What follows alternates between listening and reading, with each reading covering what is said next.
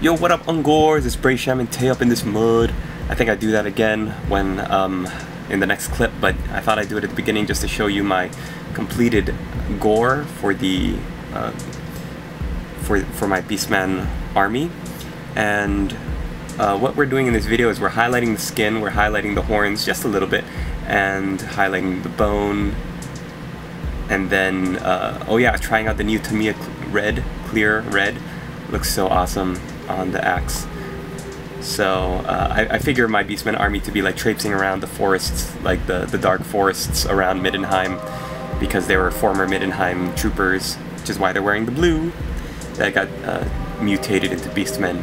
And so that's kind of my background fluff so far. I think it's pretty cool, pretty fluffy, and yeah, they're just walking around chopping up any humans they can find. So, hope you enjoy part 2 of how to paint a Beastman, and we'll see you in the next video. Yo yo yo, what up, Ungors? Night Lord, Schmite Lords, let's finish this goat man. So, we're gonna start with a little XV88. Every time I say that, I hear the transformer noise in my head. Autobots, transform. Seriously, Games Workshop, G-Dub, XV88. Sorry, trying to find a good brush. Oh, it's been so long. It's been so long. Okay, this is not the best brush, but this will do. So what we're doing with this XV88 is we are building up the highlights on the fur.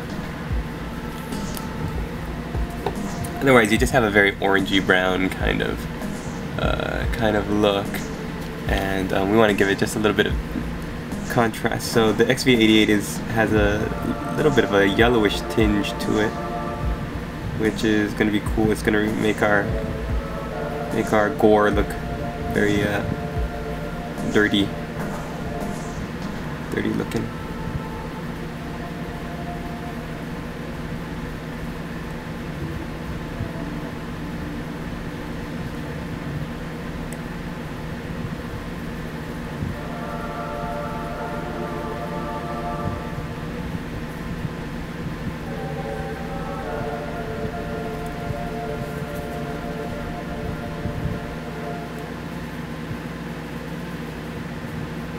I think the yellow also makes a good contrast, just because besides it being a different kind of color than the Mornfang brown, it's lighter, which is going to be good for later. I'm doing so many dark armies right now, like the Night Lords, the Chaos Warriors I was painting up, like they all look so dark. So every once in a while I like to do something that has a little bit of lightness to it.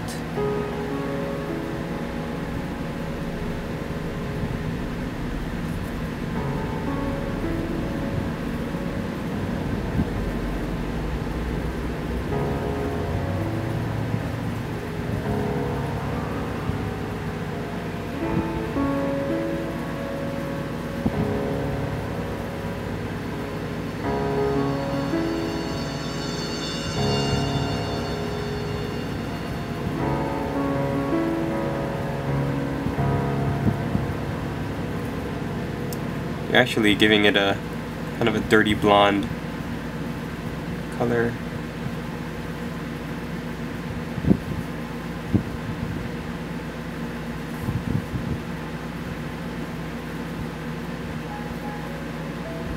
I'm gonna leave that dark brown still in the recesses, but this XV88 is, yeah, gonna give you that David Spade kind of dark at the roots, but like dirty blonde near the top kind of look.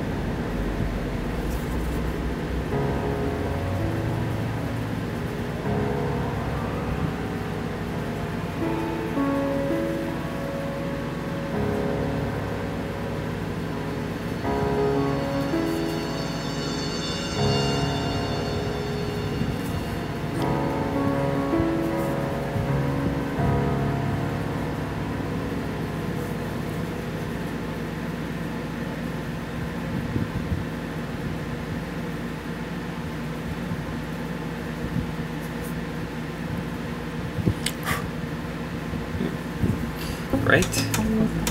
So there is his hair. We're gonna leave it like that.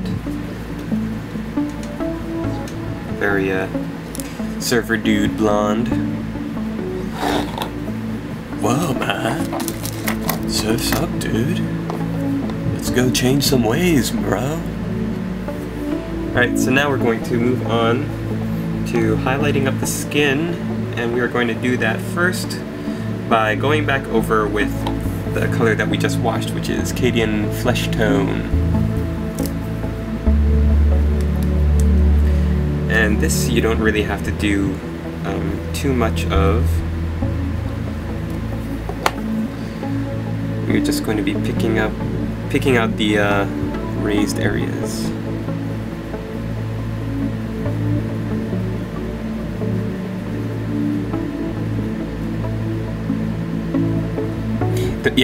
Oops, sorry. Focus, Igor. I love the Beastman models. I mean, when they re-released them, I just love the models so much. The look of the models, it's really awesome looking. I just couldn't get into the play style of the army. You know, with the 8th edition, and all the emphasis on big, meaty infantry blocks. You can do that with the Beastmen, but I've been reading a lot of Beastman sites, and some of the older players have just been kind of discouraged with the way their army was turned from a kind of raiding, ambushing kind of force into, you know, what every other, trying to fit the mold of every other army in 8th edition. And since then it's changed. People have found ways to work a very good, effective Beastman list. Lots of chariots and different tricks and stuff. But I always felt like, oh, it's just going to become another horde army. And I can't afford the time or space to have any more horde armies in my collection, so I just kind of have a couple of boxes of these guys. Which is why I think somebody mentioned, like, what are you doing giving him hand weapon shield? That's completely ineffective. And I gave him hand weapon and shield because I bought him when it was still 7th edition. Wasn't this like one of the last army books to come out for 7th? And yeah. I was like, ooh, 6+ ward save. Or not 6+ ward save, but what was that parry rule you had before? You got to up your armor save by 1 with a hand weapon shield. I don't even remember 7th edition. Gosh, and that was the last game I played. I haven't played any 8th edition yet.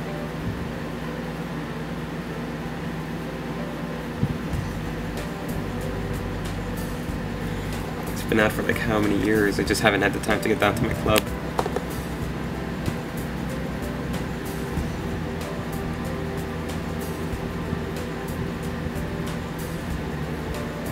Hope you guys are doing good out there in internet land.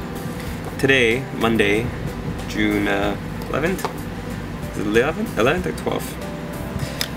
Today is Kamehameha Day. So, most of the people who have jobs that are not confined to a school schedule like mine get the day off, which is cool.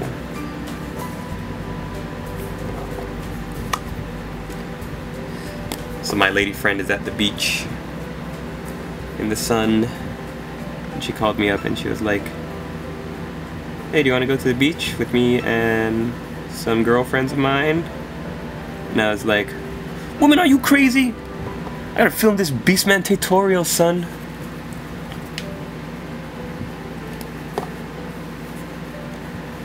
And now I'm single. No, I'm just kidding, no.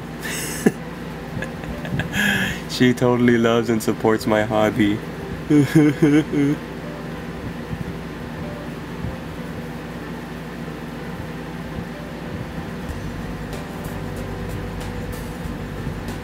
Alright, and then now you just do the same thing, but this time you're going to use Kislev Flesh Tone, which I guess is the new elf flesh. If I can find it.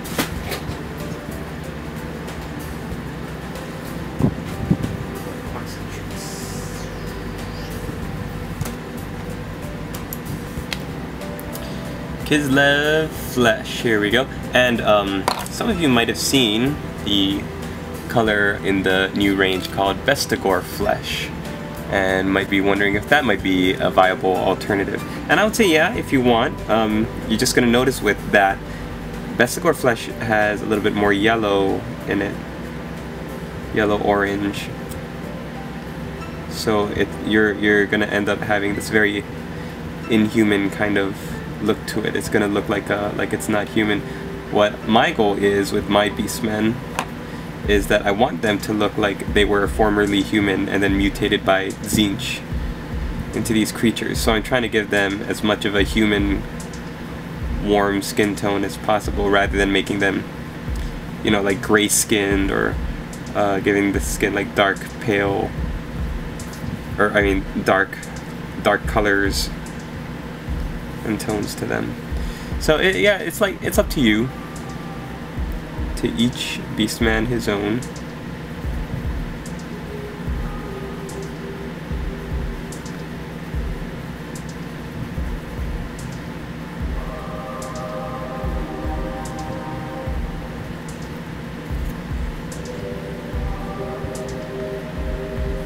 So when you're painting highlights, I always like to pick out like the finest, highest points where light would hit, where there's not as much blood flow. So like the knuckles, or like the tips of the ears or the noses.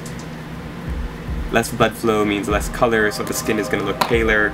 The skin is more stretched out, like on the knuckles that are holding a weapon, which is why I highlight a lot the knuckles like that. The tips of the ears, the nose.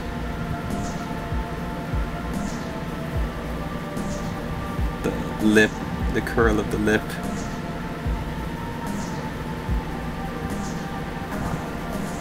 Underneath the chin. And there's so many great places to focus. Very, you know, fine highlight. Cheekbone. And that contrast between your highlight and the shade right beneath it, because you're not painting, you're not slapping that paint on, that contrast is what's going to show up and make your highlight look super tight and nice. Like so.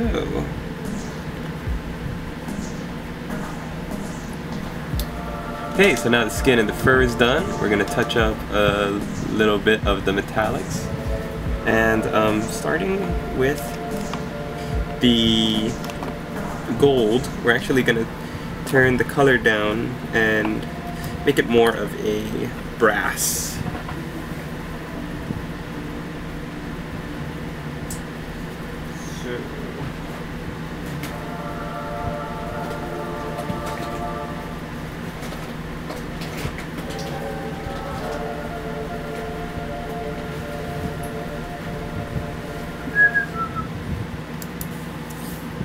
So we have this color that we're going to use, Rune Lord Brass, and what I originally wanted to use was this brass scorpion, but when I got it home and I popped the top, let me show you what I got. Weird, watery, orange-red paint with like no metallics really on it, and I was like, oh, maybe it's just because I gotta shake it up. So I shake it up, and I shake it up, and then when I open it back up, like this, the brass scorpion color, I assume, is supposed to be this color, but it's nowhere inside it, like nowhere near that color. So this is a complaint, Games Workshop. I don't know what you did to this bottle of brass scorpion, but it's messed up. So until I can get a new one, we're gonna use Rune Lord Brass instead, which is okay because it's more of a dirty, toned down color. It doesn't have that garish red orangey tint to it. And I'm sorry, that's how I got it. I didn't do anything with it. I didn't add any, you know, anything to it. That was just how that Rune Lord Brass came. Let's zoom out just a little bit. That's how the brass scorpion came.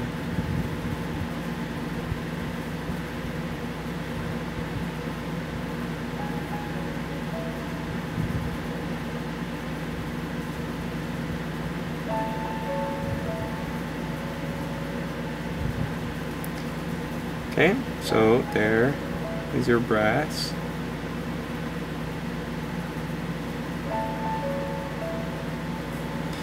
So anything that's gold, you're going to paint over that, anything that you had previously painted gold, and that is going to make a really nice color. Finally, we're going to highlight the silver with, I don't have the new chainmail equivalent, so whatever the new chainmail equivalent is, the brighter silver, we are just going to take that and lightly brush it over all of the silver parts.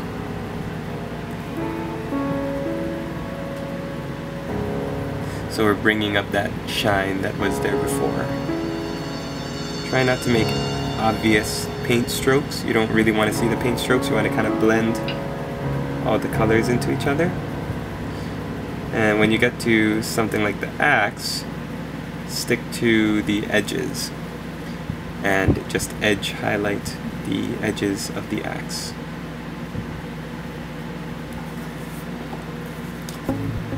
So thank you for the people who have been responding to my project log day 10 for my Night Lords project, with all of the insights on the Tamiya clear red.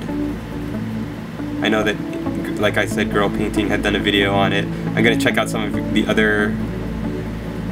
my viewers out there who've been saying that, oh yeah, I've got a tutorial up on how to use it. I want to check it out because I want to get better at using that stuff. It looks really good. I really like the way it looks on the models. One of my subscribers, I'm sorry I don't remember your YouTube name at the moment, said to mix in a little bit of Chaos Black to the Tamiya Red, which is what I'm going to do for the blood as soon as we're done. Okay, and what are we going to do now? The next thing we're going to do is going to be just about the last step in painting this model, and that is going to be the horns. So with the horns, we're going to go back over, first of all, with Rakarth Flesh, which was our base for bone, the new bone base, because sadly Deneb Stone is no more, and that's okay. We move on. So just like we highlighted the skin, we're not going over all of it, we're just picking out areas that we want to bring up.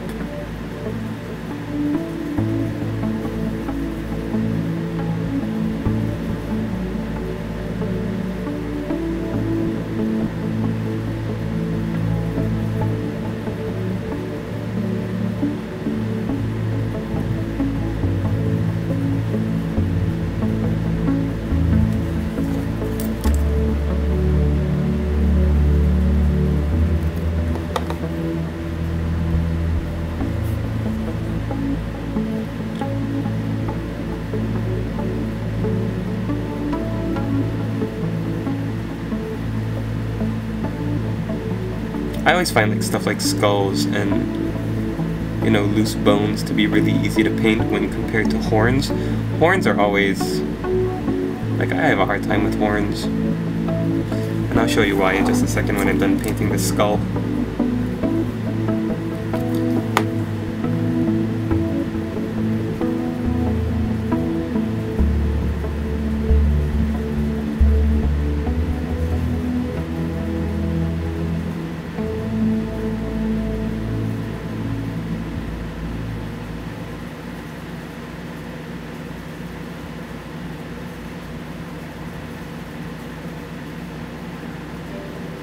Alright, so with the horns, just like with everything else, you want to wipe off the majority of your paint onto your wet palette so you don't have that much on your brush. Your brush isn't, how they say, overloaded. And then what I learned with this with horns was to just kind of hit each little spine with very light brush strokes. And then when you get to the end, you kind of paint from the end in. Once you're done with that, you kind of do the same thing but on the sides with kind of each little vertebrae spine. And you want to leave that wash or that shade in the center. So that's one way of doing it. That's how I learned how to do it from a good friend of mine who's a professional painter.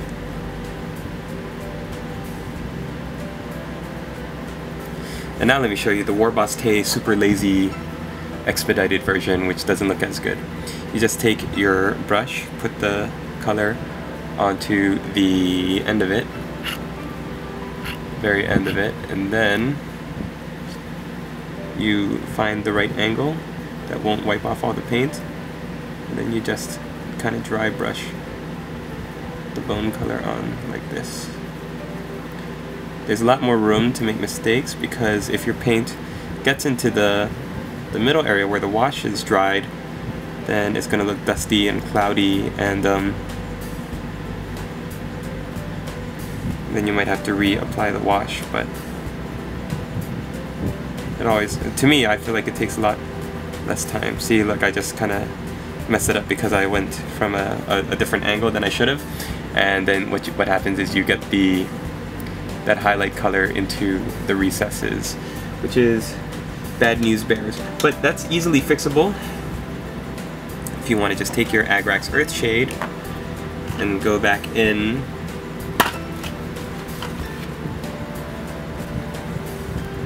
but what I'm going to do is I'm going to find my sepia shade, because at this point, now that we're highlighting up the horns, we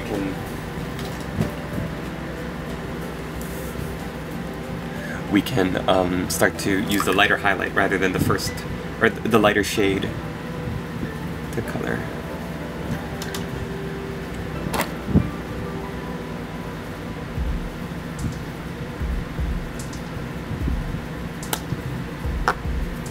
Another reason why I couldn't really get into Beastman was because most of the armies I play, I like to picture myself in that army.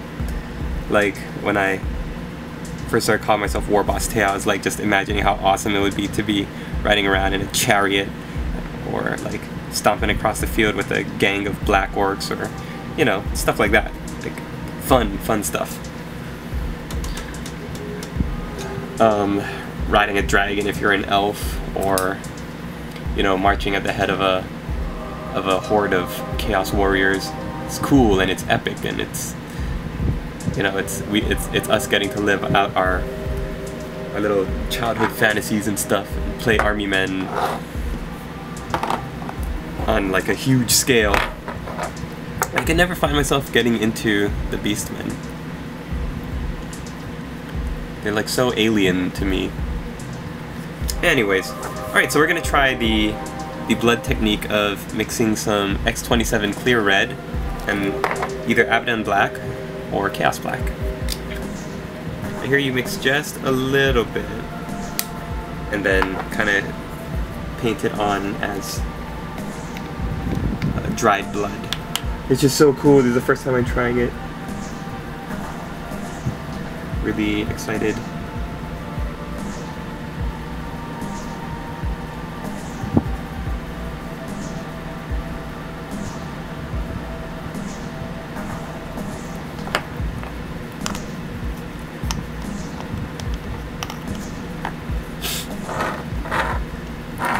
Okay.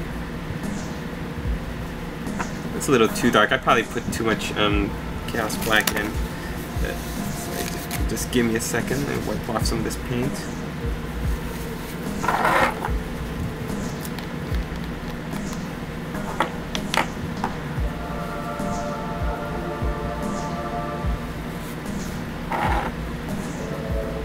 Alright, let's see how it looks. Actually, next out of the way.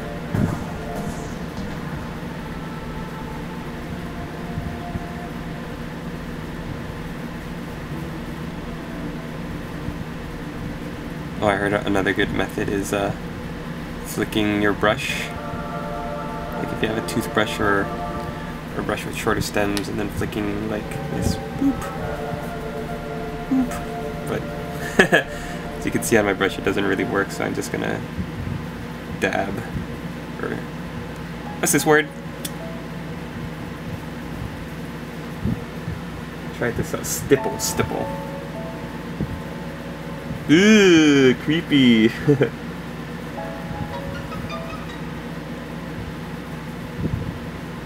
Father, my lady friend.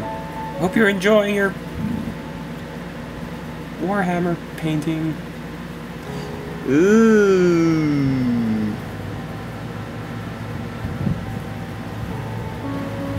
Oops, sorry about that. Ran out of tape.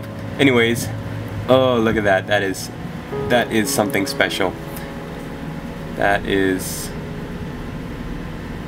just unbelievably awesome. So Tamiya clear red with chaos black. It's the way to go. Is there anything else we want to do? Let's do the eyes. Let's try painting the eyes back up. Really gives a really realistic look to it. That oxidized blood. Ugh, creepy.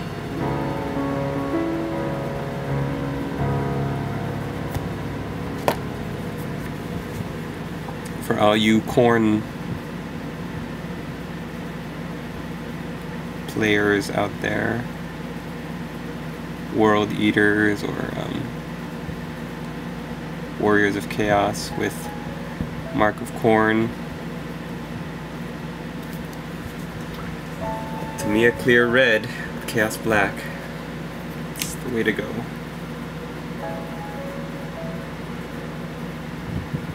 Speaking of chaos black, I'm going to be using this for the pupil.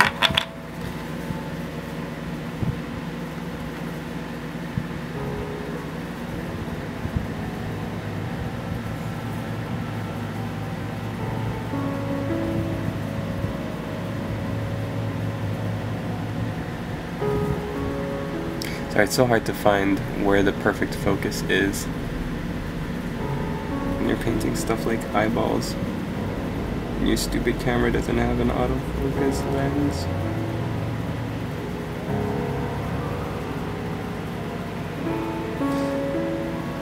Yeah.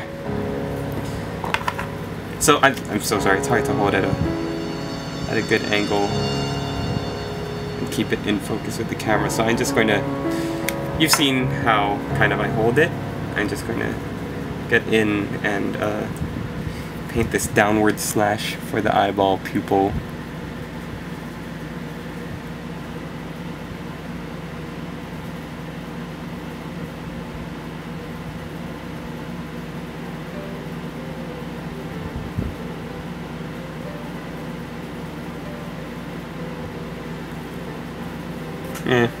Close enough.